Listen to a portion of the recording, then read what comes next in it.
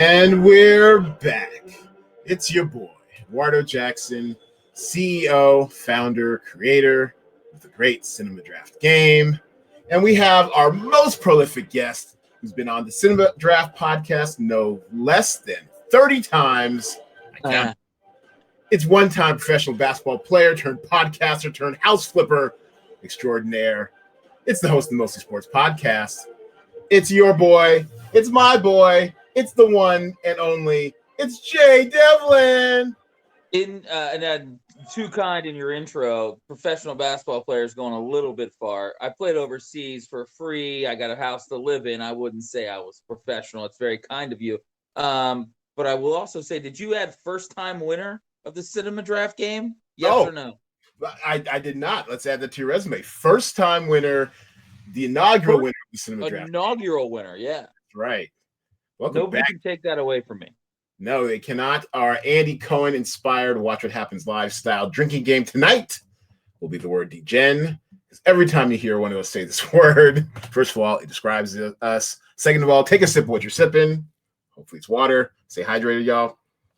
Because tonight's pod will be covering some of the most lovable, most degenerate on-screen gamblers in cinematic history. All right, so how's your quarantine going, Jay Devlin? It's good, man. It's good. I'm just sitting in my beanbag chair. I didn't really apologize. Didn't get camera ready, man. I just took my hair out of the ponytail it was in because I haven't had a haircut in about 3 months. You're pretty quarantine ready, though. I mean, camera ready, quarantine ready, same thing these days. Same thing, man. But yeah, it's been fine, dude. It's been no worse or better than anybody else's. You know, everybody's going through what they're going through, and luckily we have little respites like this where we can escape what's happening and have some fun and lose ourselves in something we enjoy. Damn straight. And speaking of that, let's go to our first and my favorite segment. It is what we're watching. I love that air horn. Gives me life, damn it. And as I was mentioning off air, that I may have hit the wall in my quarantine right now, where nothing's keeping me happy these days except for carbs. And I'm going to share my screen because we are going to talk about a show which is not new to most. It's new to me. Can I ask you a question, Ed? So obviously, when I get on the show with you, yes, that beautiful 3-page type syllabus that is detailed and ready to go and just mapping out our entire journey together, I'm going to blow up within 10 seconds. So please you know me well enough by then. And let's get some cultural cul-de-sacs, as you say. Let's get weird. What is it, Vince Vaughn? Let's get crazy. Let's do what we do, man. Let's do what we do. What is your go-to carb? What is the one thing you've eaten the most of in quarantine? Oh shit. Well, I am Panamanian, half Panamanian, so you'd think it'd be rice, but Mofongo? What is that Panamanian? That's Cuban. I have heard of that, but no, I'm not that Latin, sadly. You think it'd be rice, but no, I think I've probably eaten more pasta, if anything. Like, it was Mother's Day, and I comforted myself with some no, I was gonna say California Pizza Kitchen. That's wrong. Cheesecake Factory, which means I'm still eating my meal from Sunday. Oh yeah, because they give you so much. For me, I don't know. There's a couple things at the top, but I think one thing I've eaten more than anything is bark thins. Really? That's are you familiar with the bark thin? Yes, but I'm confused. It's very healthy. It's not even like a bark thin is no, it's chocolate and pretzel bark thins can't be healthy because I'm not getting healthier as I eat them. But yeah, all right. So bark thins, pasta. We're riding out right now. No one can make a mistake. We're all dealing with this however we want to deal with it. At least that's what my therapist told me. So whatever gets you through. And what's been getting video therapy?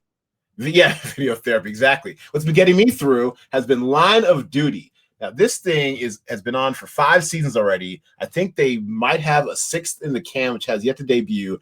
I've just been chomping the sucker up. It's been on Prime. At least the first 4 seasons are on Prime. I've sought out the 5th season, and I'm working my way through it. But it is excellent. I've been told by one or two of my UK friends that it's kind of like their version of The Wire. And I get it as far as they follow this one unit, the AC-12, the London's fictional anti-corruption unit, throughout these a case a season, sort of. But yet there's underlying link of just political and social corruption throughout the police department that kind of follows it, and it's great. And you see you see some stars on there: Lenny James, Keely Hawes, if you remember from Bodyguard. Did you watch Bodyguard, Jay Devlin? I did. Yeah, Vicky, let's want to have a chat. Let's go and have a chat, Vicky. Needed subtitles, man. I was kind of lost not watching with subtitles. Yeah, no, I don't know if this means I'm getting old, but I watch everything now with closed captioning because as a writer, I love to catch every single word. But yeah, Line of Duty is doing it, man. I mean, it's clever, it's efficient. So they only do like 6 episodes a season, like in and out, and they pack a lot into each hour. Tandy Newton was the case in season 4, which I just finished last night. Yeah, all things Maeve. Yeah, Maeve, Tandy Newton looking, but not a cuddly Tandy Newton. This one though, she's pretty much a hard ass and definitely corrupt. But Maeve. Yeah, Maeve is Maeve. It's just such a great cat. I mean, look at Keely Hawes, man. They really tried hard to make her look homely, and she was really great part for her. Really great series. You can blow through it. Weeks. Okay, I know this series. My parents watched this series. My probably a year and a half ago, 2 years ago, they stopped watching American TV because they'd seen it all, and they went to, I think it's called Acorn. Better than I would. Yeah, all 5 seasons are on Acorn. Yeah. Oh, dude, they're always telling me about some like Scottish, crime drama that they watched, or some kind of like Northern. They're watching all that stuff, but they were watching this show and they loved it. Well, I love giving me an accent. I love trying out an accent. The wee accent here. Yeah, so you're the Black Irish. You're like Donovan McNabb. Actually, what was I think the tripod last week? They were trying to goad me into an Irish accent, and I obliged. I was deep into Line of Duty, so I did it. Because this guy right here, everything's we this and we that, and yeah, darling, you gotta love it. So that's what's been getting me by this past week or so. Line of Duty, it's excellent. It's not new, but it's new to me. So that's where I'm at. And the only other thing I'm watching from our DraftStream game, our streaming content game, which we are quickly repurposing to bring to the site. Show from that is Hollywood. Now, have you been watching Hollywood, Jay Devlin? Or are you familiar? All right. So I saw that on your syllabus you sent me. I am not watching it, and I will never watching it. It has been ouch. Yeah, but there's a reason. I host a radio show called Mostly Sports with Mr. Mike Scavati, who is an actor who was actually in this particular show. Oh. Okay. And he played a gay pimp who worked in a gas station, and he got cut out of the movie. No. So I am boycotting Hollywood.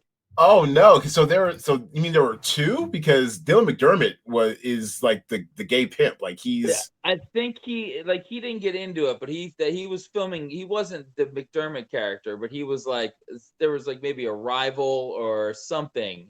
But his part got cut, but he filmed the scenes because I have the pictures of him in the entire outfit, which are hysterical. Oh wow! Yeah. Wow. Okay, I'm out. So I'm out.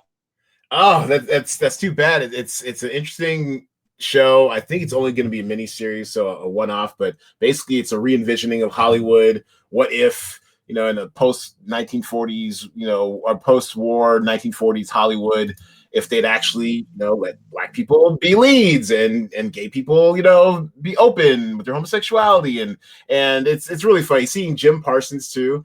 Yes, that Sheldon from How I Met Your Mother as a fictionalized version of the real life agent was Henry Miller or something.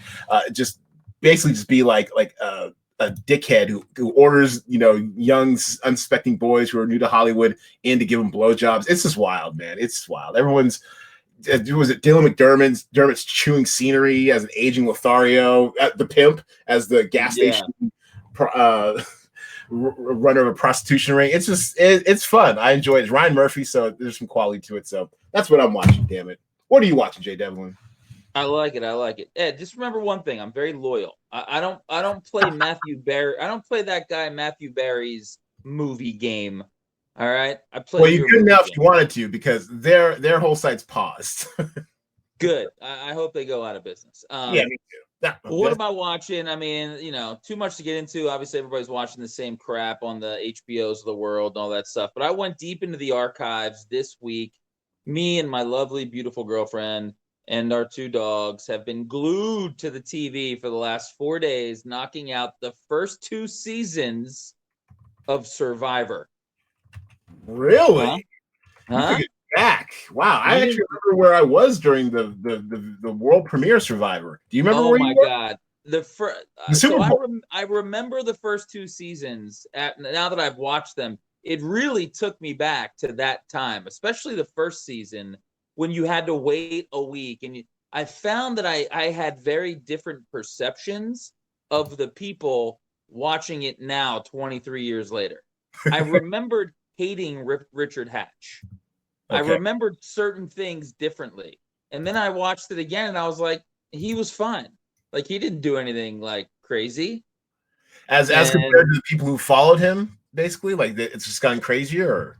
Well, I just remember watching Survivor season 1 in real time, and the guy that won was really painted as some kind of Machiavellian villain. Huh. And now watching it back, maybe because I'm watching it now back through the lens of 20 years of reality TV. Oh, yeah. Right. So this was early. This was like, they landed on Plymouth Rock. This is the Nina, the Pinta, and the Santa Maria.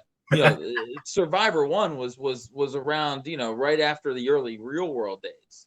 Yeah. So we viewed reality TV differently back then. Like, you viewed the people differently. Now we're kind of desensitized to it. And we've seen so many strategy shows, and we've seen so many, whether it's a Bravo Below Deck show or $1 Million Listings, we've seen enough of these kind of people that it's just like normal behavior.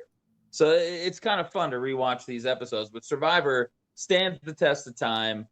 I mean, I'm going to watch as many as I can until I get bored. But it's been fun. Wow, because I'll never forget, it was the Super Bowl 2001, I think, where it debuted right after the Super Bowl or what have you. And I remember watching, I was at a Super Bowl party in New York. I was there discussing to meet with Random House to talk about like my book, which is coming out later on that year. And I remember the world premiere, and I was like, okay, these guys are like in the wilderness or on an island or something, or in the wilderness, and they're supposed to survive that. Like, I mean, I was mentally, I was out. I was happy to be around so many people who were enjoying themselves. We barely paid attention to it, and that was actually a great night. So that's my one tie to Survivor. I've never really watched a show because just the thought of like eating bugs or whatever, just I was out. Well, yeah, I mean, the bug part is very Fear Factory, and I feel like those early shows, other shows were born out of them, right, from like different parts of it. But Survivor stands the test of time, man.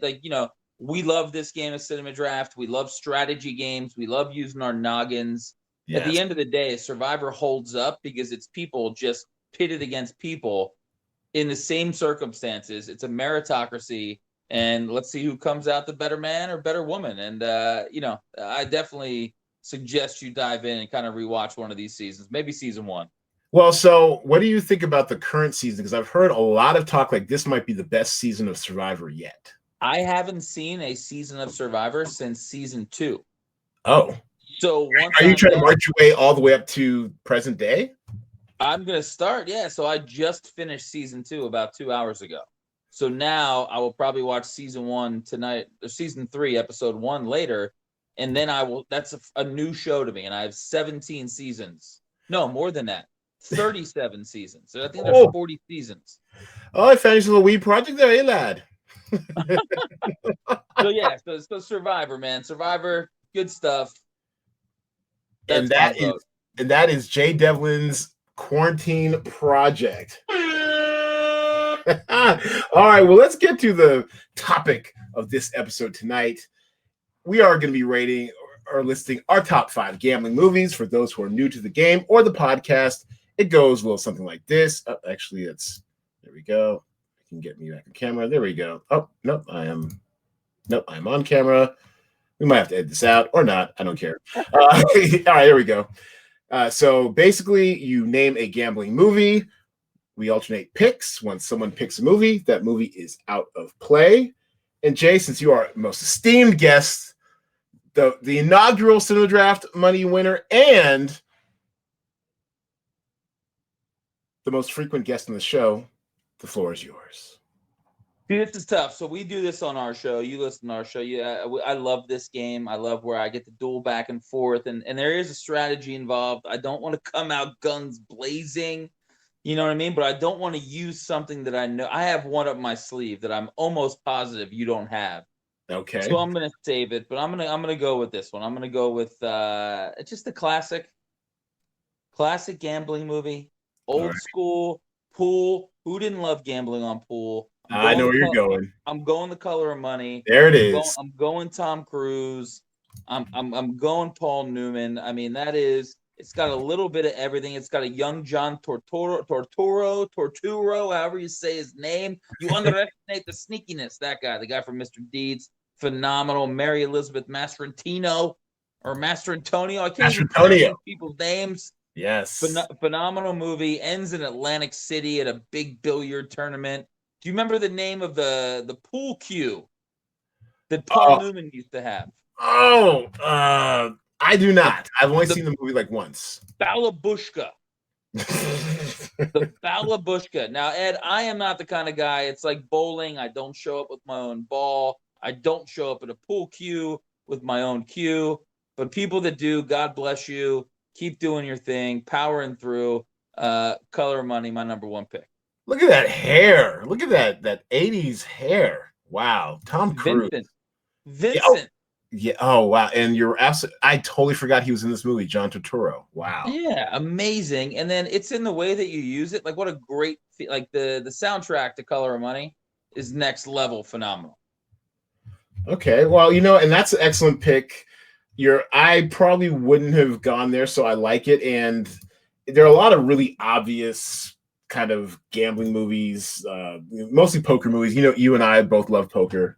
We both share a passion for poker. So I am going to try to avoid some of the most obvious ones of those, because we actually did do, I think, the top 5 poker movies a while ago. But what is an excellent gambling movie that I am going to lead off with, because I'm pretty sure it's going to be taken soon enough. I'm gonna go. Actually, maybe not. But I'm gonna come a little outro. I'm actually rewatching this right now. I don't know why I was strict to rewatch it, but I'm rewatching 21. 21. Okay. The movie. He who shall not be named. Just kidding. Kevin Spacey. Back before Kevin Spacey was canceled. Kevin Spacey is the mentor of the. This is actually a true life real story of the MIT blackjack team, where they went around. I mean, they weren't breaking Vegas per se, but they had a system. They'd go to Vegas, this team of MIT students, and led by this one guy, and Andy Block, semi-famous poker player, professional. He was part of the MIT crew, where they were just counting cards. And counting cards, not illegal, but is frowned upon by these establishments. And they were eventually kind of banned from all of the casinos for counting cards. And as Kevin Spacey's character says in the movie, we're not gambling, we're counting cards. Good flick. Ben Maverick, I believe, is the author of 21. Very good. Yes, book. Ben Maverick. She's also, in fact, he's also in the writer's room this year on Billions. He's reading crypto stuff. Yeah. Nice. That's a good pick. That's a solid movie. I'm gonna go to sports betting. All right. Gambling. Shit. I knew I should have. Oh, I know where you're going to, and I hate myself. I knew I should have done that one first. All right, go ahead. I had to get 2 for the money in there. Yeah, I almost started writing before you even said it. 2 for the money. Damn it. 2 for the money. I mean, I'll be the first to say this. I think Pacino is the most overrated actor in the history of the craft of acting. Right? Ooh, fireball. Welcome back to the podcast. Take it back to Elizabethan times. All right. The guy playing the court jester in King Arthur the 15th's court was better than Pacino. All right, he just does the same shit. That being said, Matthew McConaughey, amazing in everything he does, phenomenal. Renee Russo still kind of at her peak, right? Maybe on the back tail end of her peak. I love Renee Russo. She will always have a peak on this show. Still throwing 95. Renee Russo on this thing. My man Armand Asante. Very underrated dude from The Juror. Plays the perfect mobby kind of, I'll whack you, that kind of dude. Phenoms. Jeremy Piven. I mean, this cast is incredible. tons of McConaughey doing so many McConaughey things that you can't even keep track of how many McConaughey things he's doing. Shirts are off. He's whining and dining the ladies. He's playing sports. All right, baby. That's what I like right there, baby. Just phenomenal. 2 for the money. Let's go. Excellent second pick. So I got to come back harder. I'm going to come back with Uncut Gems. Recent, but if there was ever a movie that captured the feel of degenerate gambling, it is Uncut Gems. This guy, Adam Sandler, and all right, so apparently not a fan of Jay Devlin, and we'll get to that in a second, but Uncut Gems, basically following the high of degenerate gambler, what was his name? Howard? Yeah, Howard, while he's trying to make this ridiculously huge bet to get himself out of these losses while also leveraging this weird, shiny rock that has fascinated Kevin Garnett. And they said this during the playoffs in, what was it, 2000? Was it 2008? The 2008 playoffs when he was a member of the Boston Celtics. And of course, Black Don't Crack. He looks like he still played today. and it's just a really, it's a little eclectic, but very kind of accurate on how real bad gamblers chase highs and lows and how he just can't quit gambling. He can't quit gambling. Guilty. So yeah, give me your thoughts on this movie, Jay Devlin. Why are you not a fan? Look, I'll just give two things. Look, the acting was fine. The pacing of that movie was like second to none, man. It was like just nonstop. It reminded me of like Jamie Foxx, Tom Cruise. You know what I mean? Like it just, what was that movie called? Collateral. Oh yeah, Collateral. Yeah. Like the pacing of Collateral was phenomenal. Like you're just on this ride the whole time. I definitely felt that. However, if you're gonna do a movie about gambling, at least get the gambling correct. I knew that was coming. All right, so tell us how they went wrong with the gambling, Jay Dev. Well, there was just like the one big thing was the huge parlay he made at the end of the thing with the winning the jump, the winning the tip, Garnett like points, rebounds, and Celtics winning the game. You can't do that. It's called a correlated parlay. It does not exist. Maybe there's a bookie in Saskatoon that takes that bet. But no real bookie is taking correlated parlays like that. I mean, it just doesn't exist. You can't do it. Also, she flies the Mohegan Sun, right, or somewhere up in Connecticut. You can't sports bet. You can't sports bet in Connecticut. Why didn't they just have her fly to Atlantic City, where you can bet in the DraftKings or FanDuel? Wait, seriously? Stuff? You can't sports bet at the Mohegan Sun? No, you can't sports bet in Connecticut. Has that's always been the case, or is that something new? That's always been the case. Oh, interesting. Because I mean, there was a couple like holes that if you're doing a gambling movie, the first thing I would do is make sure I got the gambling correct. Okay, fair enough. But they gave us Julia Fox, and I mean, she lives up to her name, neck tat and all. Ooh, she's incredible. Yeah, she was good. Sandler was good. I don't know. The whole Sandler for an Oscar thing was kind of silly. I mean, I don't know. This is how I win. Yeah, I mean Sandler, he was very good, but I don't know. It just felt like Sandler doing one of his guys from like the remote control days. Well, as far as athletes acting, how do you think? And you're an actor yourself. There are headshots to prove it. What do you think of Kevin Garnett's acting?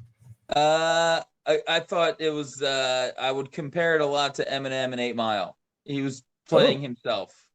Kevin Garnett did a phenomenal job of playing Kevin Garnett. So, I don't think he had to read any. Who are the acting guys? Stoshevsky and whoever all these people Stanislavski are. Stanislavski, yeah.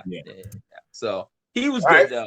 He was no Ray Allen, and he got game. Still takes the cake for me. Really? Okay, I like that. I love that movie. That's a great movie too. Yeah. All right, so go ahead. What's your third one? Third one of my all-time favorite gambling movies, and just movies in general. It's a thrill ride. It's tons of fun. It's funny, and it really laid the foundation for my philosophy of not just gambling but life, of doing the opposite of what everybody else does. Let It Ride. Richard Dreyfuss, Jay Trotter is his name. 1989 movie, horse racing.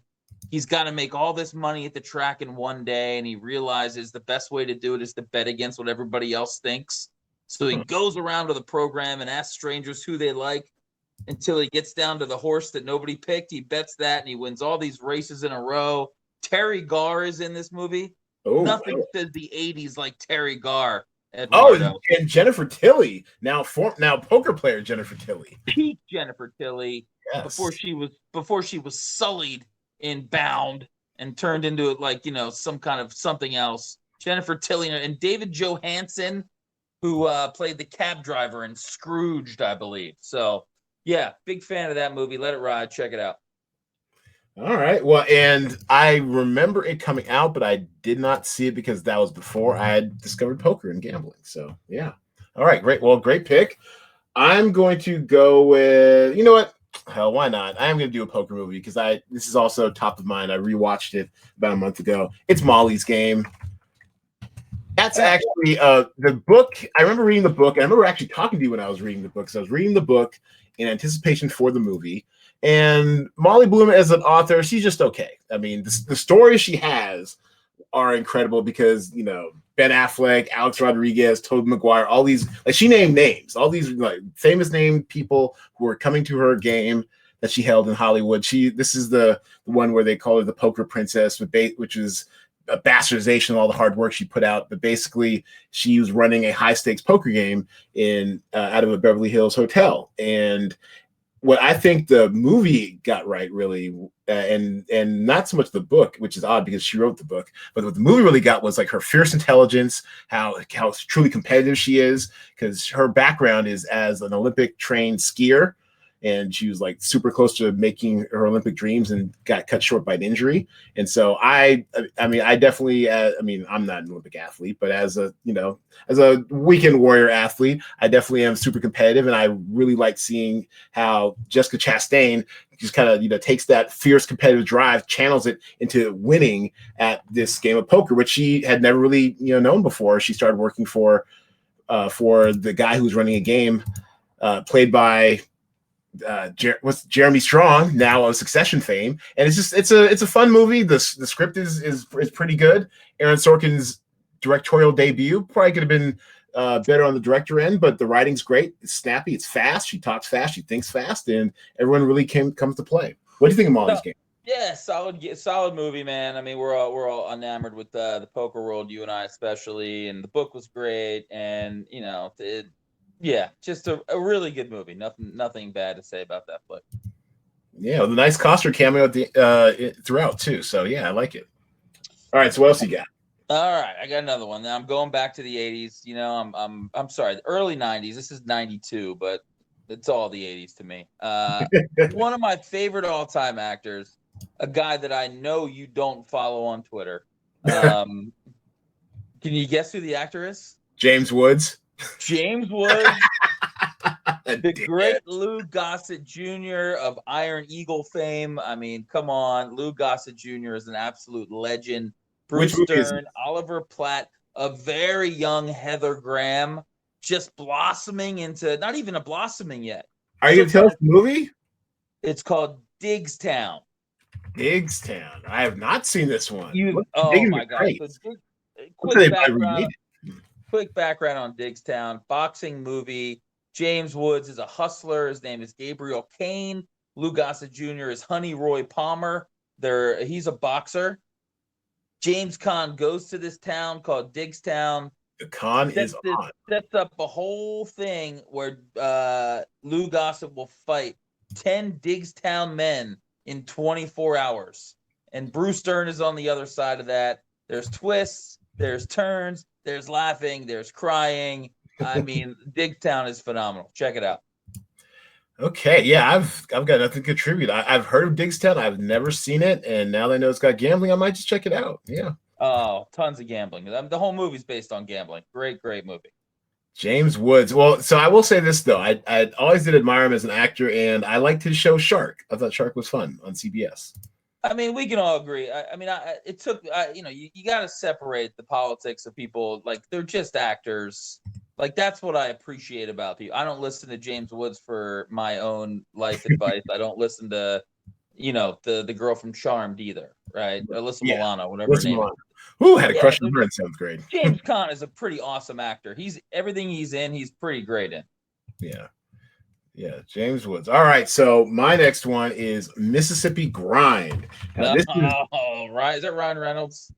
yes, Ryan Reynolds and Ben Mendelsohn. And I like Yeah. this movie because this definitely shows you once again the highs and lows of degenerate gambling, but also just the pure leather assing. The leather assing when you're really on that grind, on that circuit, on the low rent, card circuit, or if you're hitting those regional casinos and stuff, the Tunica, the Biloxi, all that sort of stuff. I mean, I dig it, and it's kind of a grittier type film as far as like the look of it and everything, kind of dark. Demons are being dealt with, and Ryan Reynolds, quippy, but kind of reins it in. Yeah. I liked it.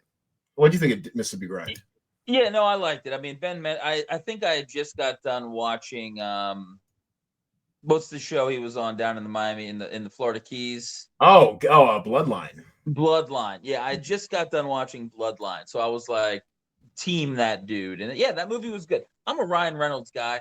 I have no problem if he just plays Ryan Reynolds in 75 more movies. Hey man, he's entertaining. He's very entertaining. Yeah, like just that's what I like. Just be yourself. Like just be Ryan Reynolds all the time, and I'm probably in on watching your flicks, man. So good, definitely a good movie. All right, cool. All right, so what's your final movie? What you got? All right, final movie. I'm skipping Rounders. I'm skipping all the cliche ones that everybody's gonna pick. These are just ones I like, and I'm gonna pick a poker movie, and it's Maverick.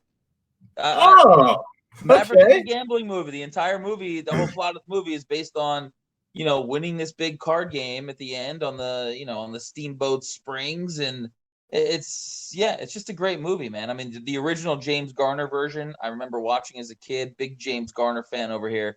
Maverick, awesome. Mel Gibson kills it, and Garner comes in to play that other role, not the role he played in the TV show, and he kills it too. I don't know, just a really good movie. Did you like it? Yeah, I did like it. Now I didn't see it when it came out, but I remember watching it on Netflix, a few years later, and yeah, I was actually surprised at how like fun it was. It was kind of funny. Like I didn't know what it was expected, but it was more of like a comedy kind of. Totally a comedy, and fun is literally it's just fun. You want to have fun for like an hour 45? Throw Maverick on, man. I mean, James Coburn is like an all-time villainy kind of dude from back in the day that you and I grew up with because we're a little bit older. Younger people probably don't know who he is. I mean, he's phenomenal in that movie. Alfred Molina, who, by all accounts, like phenomenal actor, great career. Early in his career, pops up here. Yeah, it's just a lot of good little cameos in it. A fun little ride. Jodie Foster, turns, tons of poker. Finishing up with Maverick, my dude. All right, that's a good pick, and I'm trying to go obscure myself. And actually, all right, this is a movie I'm pretty sure you probably haven't seen, and I'm going to bring it for you right now. And I'm doing this one because it gave us the great Clive Owen. Do you know what I'm thinking? No, I've not seen this, and I want to very badly. There you go, Croupier. Yeah, 1998, and actually, maybe Clive Owen was well, no, actually, no. I think this is kind of the beginning of his late '90s aughts run. Yeah, Croupier, young Clive Owen. Look how young he looks in there. Yeah, he's it's like a film noirish type thing. He's a croupier. He's the guy that kind of sells the bets and corrals the dice and everything. And it's set in, I believe, was it French Riviera? But basically, I remember it just being like European, a little stylish, and Clive Owen was very suave, very smooth. Oh, and our girl, Alex Kingston, who would be on, I think she was on ER then or about to be on ER. But yeah, I really dug it. So Croupier, check that out if you can find it. 1998, Clive Owen. Well, Ed, what's your favorite town in the French Riviera? I don't have one because I've never been, but if I've never been to France. Got this close. You saw Dirty Rotten Scoundrels though.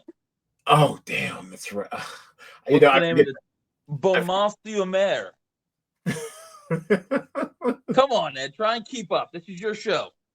Oh no, you know what? Feel free to take it over anytime, Jay Devlin. You are just that good. But yes, Croupier was my final selection, and that will bring an end to this segment. Good shit. We are now going to take a break to explain to people how and why we play the Cinema Draft game, how you play it, What's great about it, we'll pause the video and get right back to you after these short messages. Or maybe they're back. Or I am, Jay Devlin, unavailable right now, but I am going to tell you all about. There he is. There he is. Sorry. So we are going to discuss the quarantine movie of the week. Last Wednesday's quarantine movie of the week was Good Time. Robert Pattinson, our Pats. I think a GQ article came out the other day about him. He's a very weird guy. That was his movie, Good Time. This week, when you check in with at Play Cinema Draft on Twitter, you will see our pinned tweet will be for Sleepless in Seattle, the Nora Ephron classic, starring Tom Hanks and Meg Ryan as cross-country pen pals who bond through a radio advice show. Remember those, Jay Devlin? Oh, man. I was a big Delilah.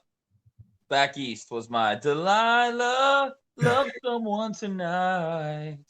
Yeah. And they'd call up and they'd say, Delilah, I'm blind. Play me a song that helps me find the love of my life. And Delilah would be like, I have just the perfect song for you. Wind Beneath My Wings by Bette Midler. Yes, back when radio was a real thing, but it's a great film, super romantic. Nora Ephron in her zone, in her prime.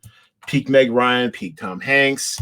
Just, I mean, everything you'd want in a movie. It's great and quite an advertisement for the Seattle houseboat scene. Fun fact: Draft Mom's boyfriend, he used to live in a houseboat. That shit was dope. So, Jason Mesnick. Yeah, very cool. So that is our quarantine movie of the week. And if you've seen it or will see it, tweet us your tweet length review at Play Cinema Draft on Twitter. And thanks everyone who played Social CD. We are actually done with that game right now. Let's bring you over to the game we have been playing, the alpha test of the DraftStream game. It's been going down. Now, sadly, and I'm only saying this because I'm a hating ass guy, sadly, Jay Bird won again. Jay Bird, who helped test out the Cinema Draft game, wow, some 4 and 5 years ago, he's back terrorizing the squads with just such great game theory and strategy with the DraftStream game. Basically, the way DraftStream is played, you have $100,000 on your fictional call sheet to assemble 10 actors from streaming content currently are about to be released, and you must have at least one headliner, day player, and a co-star. You have to have 10 people on your call sheet, no more, no less. And as we mentioned before, you got to stay under budget. And the perfect call sheet this week was Heavy on Driveways, which turned out to be a video-on-demand movie starring Hong Chow. Did you ever see Downsizing, Jay Devlin? No. Matt Matt Damon? Damon. Yeah, it was weird, but I liked it. Matt Damon, Hong Chow, that's where I was first introduced to her. And looks like a kid's involved. Always kind of dicey. Oh, Brian Dennehy. May he rest in peace. He did pass, right? So he's in that movie. And Jay Bird's call sheet was Heavy on Driveways and also a headliner stack of Solar Opposites and Spaceship Earth. Also, when it comes to scoring, you get a 40% bonus for headliner actors and a 20% bonus for co-star actors. So you have any questions about how to play the game, Jay Devlin? We're waiting for you to jump in. No, this will be my week. I've without getting into it, I've had a busy quarantine somehow, and I will be in this week. No, I mean, I'm following the chat. I think the best thing you have going between this podcast and the Discord you have going on with the Group Me page or whatever it is, I've learned so much just reading what everybody is adding to it. It really is a cool community, and I'm gonna break some hearts, Ed, because when I jump in, I'm probably gonna win the first week. Calling my shot, Babe Ruth style.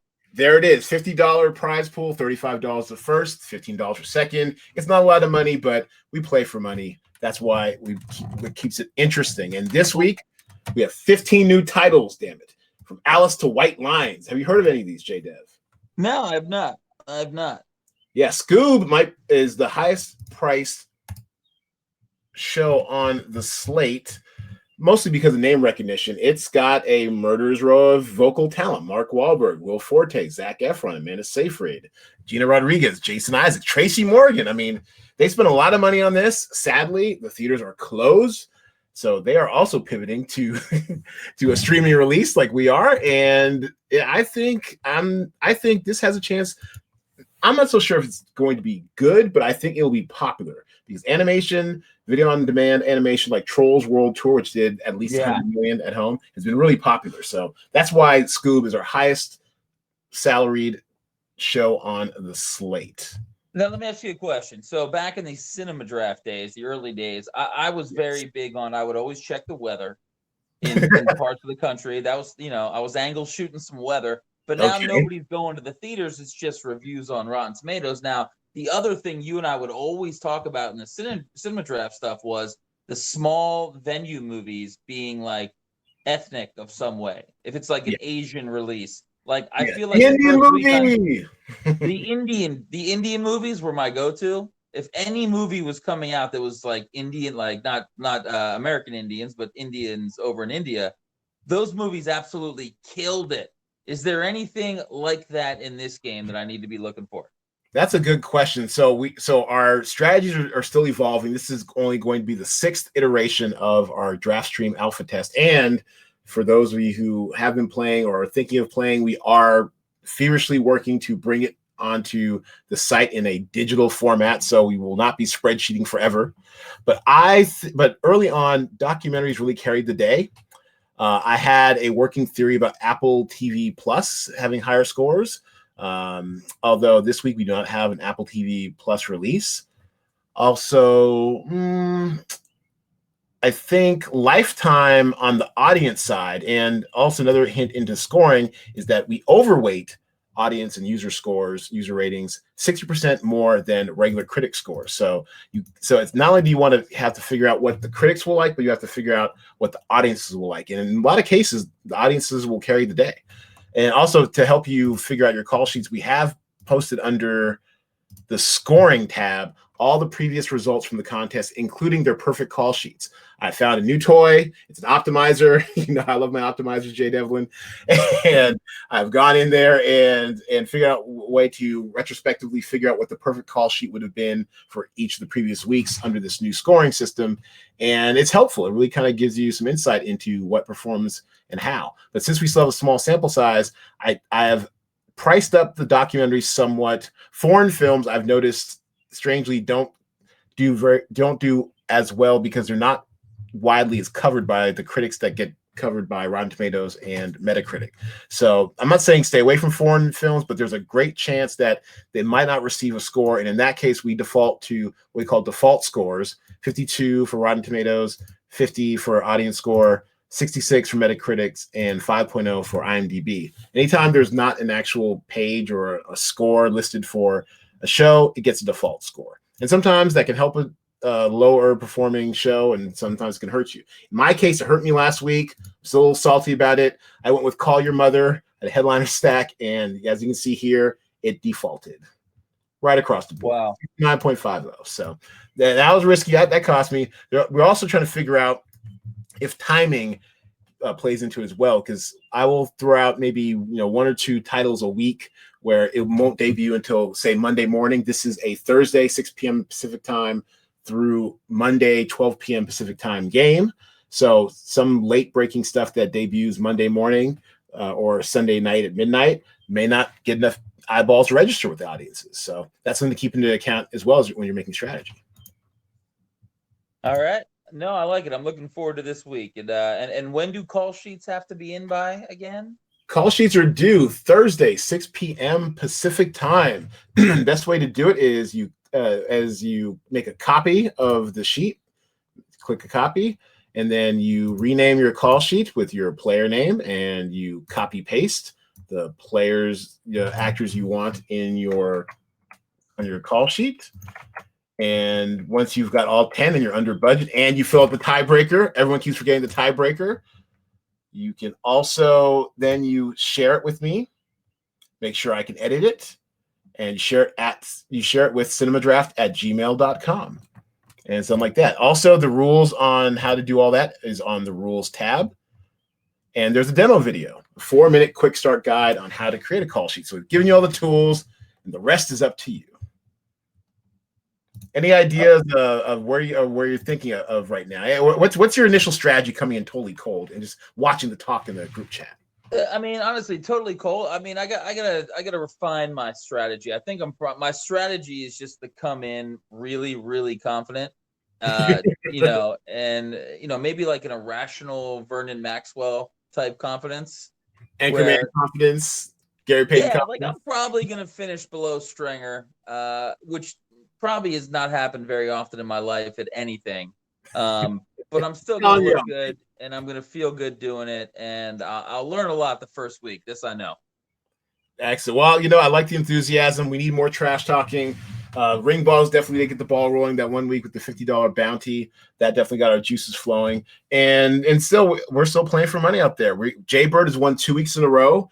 His unholy reign, the Death Star, is got Yavin in its sights once again this week. We've got to blow him up. We've got to stop him. The Imperial March. What's the prize pool this week, Ed? It's $50. It's where we didn't qualify for PPP, so we're small business over here. Trying to work on this. We are self-funded, bootstrapped still. If any venture capitalists listening, holla at your boy. But so this is all out of pocket. So do what you got to do. Well, I would personally like to. I would like to sweeten the pot a little bit, if you'd allow me some philanthropic, benevolence here. I would like to add at least double. Let's make it 100. Yes. Wow. Okay. So wow. So $150 prize pool. You put $50 on top. Yeah, I'll throw you 50. You got your Excellent. 50. We'll make it 100 to first, or you can pay second place. Or you can chop 20 off the top, and Draft Mom can, make you something good for dinner. Well, let's do $100 prize pool. Let's say 60 to first, 30 to second, 10 for third. I love it. The more the merrier. Let's spread the money around. Everybody can get a little taste of it, and get the ball rolling a little bit. Maybe we can get somebody to a benefactor to step up every week and add something to the prize pool. Jay Devlin, yes, give yourself a hand. My man, coming in first week, throwing money on top. You love to see it. Appreciate it, Jay Devlin. So yes, we are looking at $100 prize pool, $60 now to first, 30 to second, 10 to third. Come and get this money, y'all. You're in quarantine. You ain't got anything better to do. Bruh. All right, so let's bring this sucker in for a landing. Damn it. We are. I mean, once again, I don't know what to say. I'm speechless. My man, Jay Devlin, the most prolific Cinema Draft podcast guest in history, throwing in the extra bonus money on top, throwing out the controversial takes, throwing out the obscure movies. I love it. Thanks for joining us, man. Appreciate you. I mean, I'm shocked you had me back on after, I think my last appearance was right after Black Panther. And I came on the show. We had a tripod, if I remember correctly, with a nice young lady. Oh, yeah. Nick, the official therapist of the pod. Yeah. And while I was certainly a fan of the movie, and I thought it was very good because I'm all things Marvel, and I did like the movie, I thought that I didn't think it was the greatest movie ever created. So thank you for inviting me back. After it was the greatest movie of that year to that point. So it was. Hey, it's a good thing. It was a very good movie. But I just thought we had a really fun discussion. Me, you, and the therapist who was on with us. That was one of my favorite appearances ever on the show. So hey, well, I'll see if I can swing another tripod with the official therapist of the pod. I mean, hopefully we'll be seeing more of you in the DraftStream Cinema Draft community. You got it, man. I'm never leaving. I'm with you for life. I think you're doing a great job, and I'll certainly be doing my part to spread the word. And I hope everybody out there listening, just grab a couple buddies, and a couple buddies turns into 5 buddies, turns into 20 buddies, and then we got a nice little community. We're having fun, and life will be good. Amen to that. So, Jay Devlin, before you get out of here, go ahead and plug your ish. What are you working on, man? Just same old stuff, man. Quarantine's been slow, but we do a live radio show called Mostly Sports. You can find it, just put it in Google, and we got podcasts and our show's live. We have a good time, but just the Mostly Sports stuff. Edwardo, until next time, I love you, and let me hear the tagline. That's right. Well, you know what? We normally would say go see a movie or something, but it's quarantine. Don't do that. Quarantine with a movie or something. All right. Thanks for watching, everybody. Appreciate you. Peace.